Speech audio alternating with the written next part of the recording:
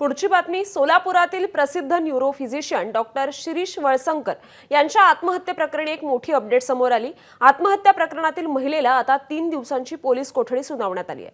सोलापूर सत्र आणि दिवाणी न्यायाधीश तथा न्यायदंडाधिकारी दीपक कंखरे यांनी पोलीस कोठडी सुनावली आहे। वळसंकरांना आत्महत्येस प्रवृत्त केल्याप्रकरणी या महिलेवर गुन्हा दाखल करण्यात आला होता। मनीषा मुसळे माने या रुग्णालयातील प्रशासकीय अधिकारी आहेत। संबंधित महिलेमुळेच आत्महत्या केल्याचा वळसंकरांनी चिठ्ठीत उल्लेख केला होता।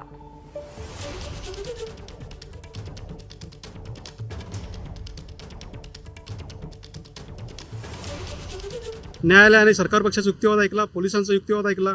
पोलिसांचं असं म्हणणं होतं की प्रकरण फार सेन्सिटिव्ह आहे आणि आम्हाला आज मिरवणूक असल्यामुळे तपास करता येणार नाही, त्यामुळे आम्हाला पोलीस कस्टडी द्यावी। या सगळ्या युक्तिवाद झाल्यानंतर न्यायालयाने त्याला 3 दिवसाची पोलीस कस्टडी सुनावलेली आहे। आता आम्ही 23 तारखेला निश्चित ते परत पोलीस कस्टडी मागणार आहेत का न्यायालयीन कोठडी मागणार आहेत हे त्यावेळेस कळेल आणि त्याच्यानंतर ज्यावेळेस न्यायालयीन कोठडी संपेल त्यावेळेस आम्ही जामिनासाठी अर्ज करू।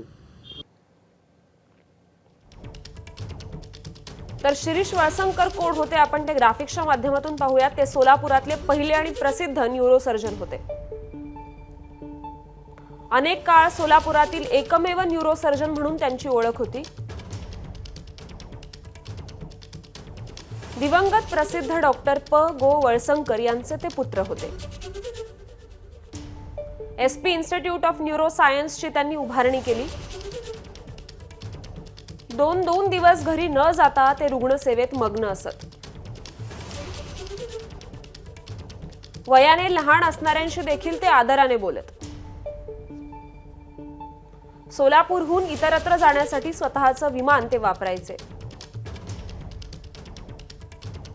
डॉक्टर शिरीष वळसंकर हे स्वतः वैमानिक होते आणि त्याचबरोबर ते प्रशिक्षणही द्यायचे। मराठी, हिंदी, इंग्रजी सोबत त्यांना कन्नड भाषेचं देखील ज्ञान होतं।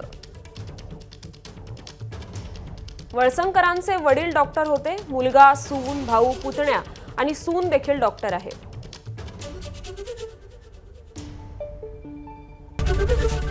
एबीपी माझा, उघडा डोळे बघा नीट।